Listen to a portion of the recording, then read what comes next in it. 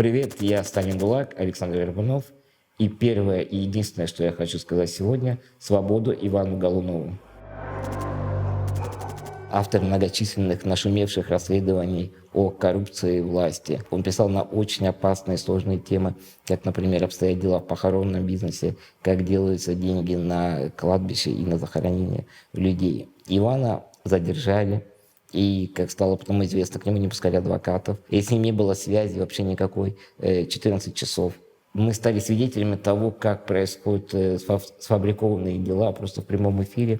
Сначала на сайте МВД появились фотографии якобы нарколаборатории, где Иван производил наркотики. После того, как стало известно, что Иван живет в однокомнатной маленькой квартире с большой собакой, и всем очевидно, что там ничего невозможно производить, представитель МВД заявил, что да, эти фотографии не имеют никакого отношения к квартире Ивана, они были вообще сделаны в другом месте, и на резонный вопрос, зачем тогда вы их разместили и связали с Голуновым, он ответил просто и, видимо, забыл еще добавить лол-кек. И таких состыковок в этом деле просто огромное количество. Их сейчас невозможно даже все перечислить. Вы почитаете на сайте «Медуза», там все расписано и показано. Ну, вообще, это настолько абсурдно. За ним ведется слежка, его прослушивают. Он находится ежедневно под лупой, за ним наблюдает огромное количество людей. И что этот человек может либо производить наркотики, либо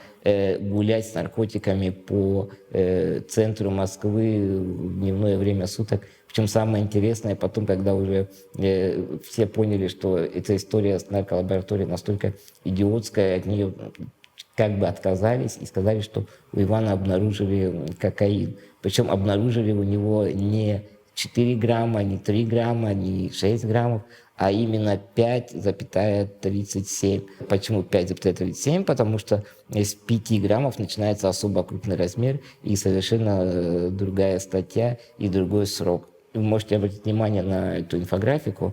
Здесь прекрасно видно то количество наркотических веществ, которые полиция изымает у людей. И там, видите, такой всплеск. Они изымают аккурат то количество граммов, которое тянет на особо крупный размер, либо на крупный размер. Они представляют, что якобы наркопотребители, они настолько идиоты, что им лень 2 раза сходить, они сразу берут и досконально измеряют себе на самую тяжелую статью, чтобы сразу получить себе 15 или 20 лет. Это на самом деле, можно было сказать, смешно, но это ужасно, это грустно, потому что вы понимаете, что происходит с молодыми людьми по всей стране, которые 18-20 лет подбрасывают наркотики, и они отправляются в места лишения свободы на 10-15 лет, и их жизни полностью сломаны, они больше никогда не смогут вписаться в социум, кем они оттуда выйдут, и выйдут ли они вообще оттуда. Это, конечно, страшная история. И то, что такое внимание сейчас приковано к Ивану Голунову, дает нам небольшую надежду, что, возможно, вся вот эта абсурдная наркополитика, это чудовищная, которая на самом деле является геноцидом молодого поколения, будет как-то пересмотрена. Мы перестанем убивать будущее страны. На этом все дело не заканчивается. Тут история развивается и становится еще более сказочной в самом худшем смысле этого слова. К Ивану не пускали медиков, но после все-таки было принято решение отправить его на медицинское свидетельствование в больницу.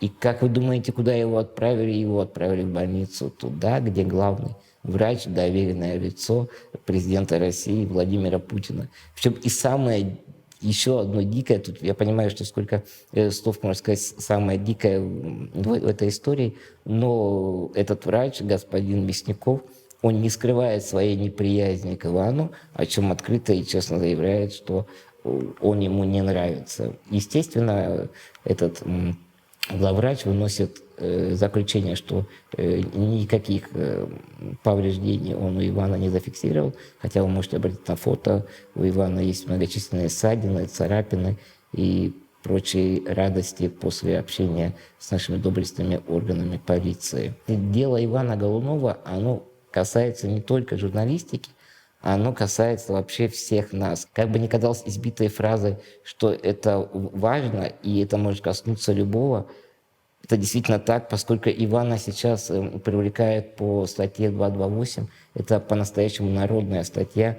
По ней сидят тысячи и тысячи молодых ребят по всей стране, но только с одним различием. Любого из вас могут посадить по этой статье какой-нибудь младший лейтенант только для того, чтобы выполнить план по задержаниям или получить премию, или попытаться с вас взять деньги за закрытие дела. А Ивана задержали только потому, что он перешел дорогу очень влиятельным людям и надоедал всем своими громкими коррупционными расследованиями. Человек, который все время находится под таким наблюдением, что он всегда в конфликте с властью, может действительно быть как-то связан с наркотиками, и так подставиться это может предположить только какой-то идиот. И, возможно, более абсурдно будет обвинение, что если Сталин ГУЛАГ пришел в какое-то госучреждение с требованием установить где-то пандус, и ему отказали, и после этого я разбушевался в кабинете, изнасиловал 8 человек одновременно и разрушил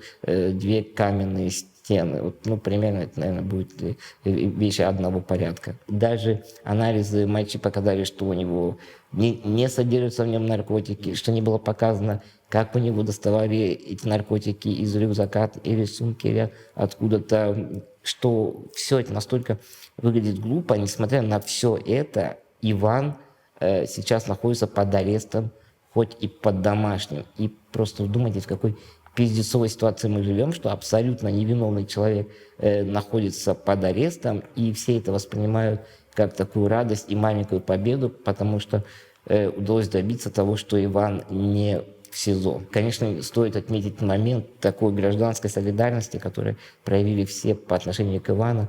До сих пор идут одиночные пикеты у здания на Петровке.